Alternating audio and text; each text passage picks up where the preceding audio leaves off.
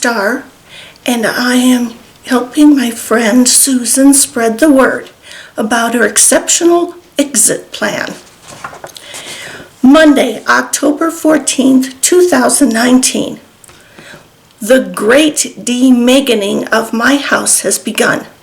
What does that mean, you may wonder? Let me tell you. My 24-year-old daughter, Megan, has been living at home since she graduated high school, other than a semester away at college. Do not get me wrong, I love Megan living in my house. She does quite a bit of my personal care, so the convenience of her being under my roof is unmatched. Megan told me a few years ago that she wanted to live here until she was able to buy her own home. I supported that goal and never charged her rent, so she could save for a down payment. The part of her living here that was very difficult to deal with was her mess. This is partly the pot calling the kettle black. I have way too much stuff. I am the first to admit it.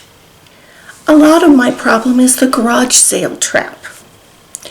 I am happy to get rid of something I no longer use nor plan to use again. I am on round 3 of getting rid of kids' stuff. For some reason, I think I need to get money from all my old stuff. So I would have a garage sale. Sell 5 or 10 items, make $20, and then pack all the hundreds of unsold items in bins and keep them until the next time. The past couple of years, I've been too sick to have a yard sale, and the unused stuff keeps accumulating. Last year, I admitted to myself that most of my unused stuff is just junk that nobody probably wants. My friend's, Crystal, daughter needed community service hours for a merit badge, so Crystal brought her daughter to my house one day a week for a few weeks while I was on bed rest. Crystal would go down the little hill to my lower shed and bring boxes and bins into my bedroom.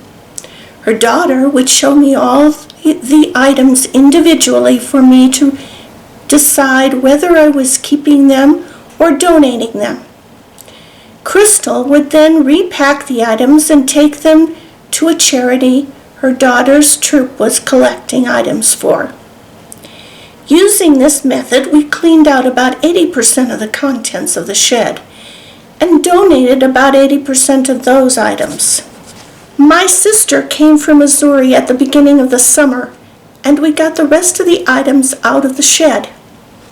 I have since put the medical items I wish to donate in the loft of the shed.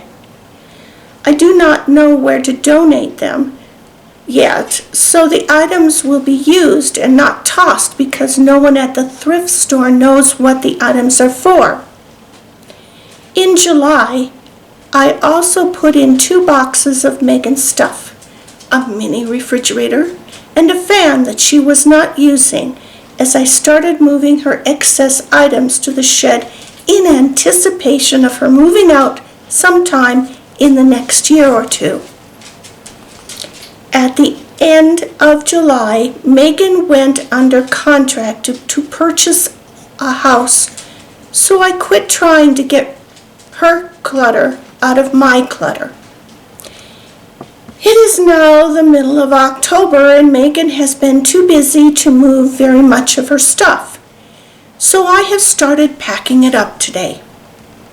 Megan is leaving this week for a couple of weeks, and I hope to have most of her stuff packed and maybe even moved when she gets back. Today, we have 1 box sealed and ready to go, and 2 boxes of clothes sorted. It's a start. My piece of advice to you is remember, stuff gets in the way of life. I've spent hours in the past looking for items in my home.